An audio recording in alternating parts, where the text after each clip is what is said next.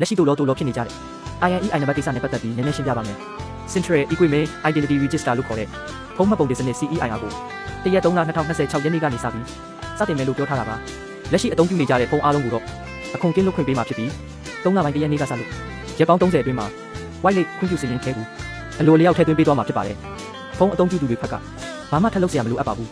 ဖုန်း operator တွေကသူတို့ဘာသူတို့လုပ်သွားကြမှာဖြစ်ပါတယ်ဒါပေမဲ့တတ်မှတ်ရက်နောက်ပိုင်းဖုန်းအသစ်ဝယ်တဲ့အခါကျရင်တော့မိမိရဲ့ဖုန်းအသစ်ကိုအခွန်ဆောင်ပြီးသားဟုတ်မဟုတ်စစ်ဆေးကြဖို့အတိပေးစာကိုပို့ပေးထားတာဖြစ်ပါတယ်လက်ရှိလူတွေစိုးရိမ်နေကြတဲ့လူမျိုးကိုဖုန်းကစရင်းထဲမှာမပါရင်ဖုန်းပိတ်ခံရမှာဆိုလို့ INEI နံပါတ်တွေအလူအရက်စစ်ဆေးနေကြတာဟာမလိုအပ်ပါဘူးခင်ဗျလူလိမ် website တွေထဲဝင်စစ်မိထားမှာဒုက္ခနဲ့လှလှတွေ့နေဦးမယ်အကယ်၍စစ်ကိုစစ်မဖြစ်မယ်ဆိုရင်လည်း white list စရင်းတွင်းနေတဲ့ရက်30ပြည့်ခါနေ့အချိန်လောက်မှဝင်စစ်ကြည့်ကြဖို့ဗျာရက်30ဆိုတာကဖုန်း operator တွေကစရင်းပြုစုကြမဲ့ရက်အကန့်အသတ်တာဖြစ်ပါတယ်ဖုန်းအသုံးပြုသူတွေအနေနဲ့ဘာ INEI မှာစရင်းတင်ပေးစရာမလိုအပ်ပါဘူးဖုန်း operator တွေကအလိုလျောက်လုပ်ပေးသွားကြမှာဖြစ်ပါတယ်ဖုန်းအသုံးပြုသူတွေအနေနဲ့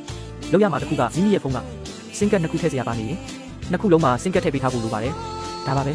စင်ကတ်ထည့်ထားရုံနဲ့ရပါပြီဖုန်း operator တွေကဘယ်လိုလုပ်ပြီးအလိုလျောက်စရင်းသွင်းပေးမှလဲဆိုတော့ဒီလိုရှိပါတယ်တင်ဖုန်းထဲကိုစင်ကတ်ထည့်လိုက်တာနဲ့သို့မဟုတ်ဖုန်းလိုင်းတက်လာတာနဲ့တင်ရဲ့ဖုန်းဟာသက်ဆိုင်ရာဖုန်းလိုင်း operator တွေရဲ့တာဝါတိုင်းတွေစီကိုအချက်ပြလိုင်းတွေပို့ပါတယ်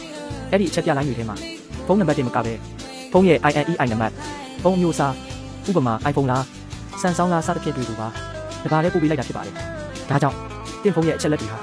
ဖုန်း operator တွေစီမှာအားလုံးမှတ်တမ်းမှတ်ရနဲ့ရှိနေပြီးသားဖြစ်ပါတယ်အဲ့ဒီအချက်လက်တွေကိုရယူပြီးတော့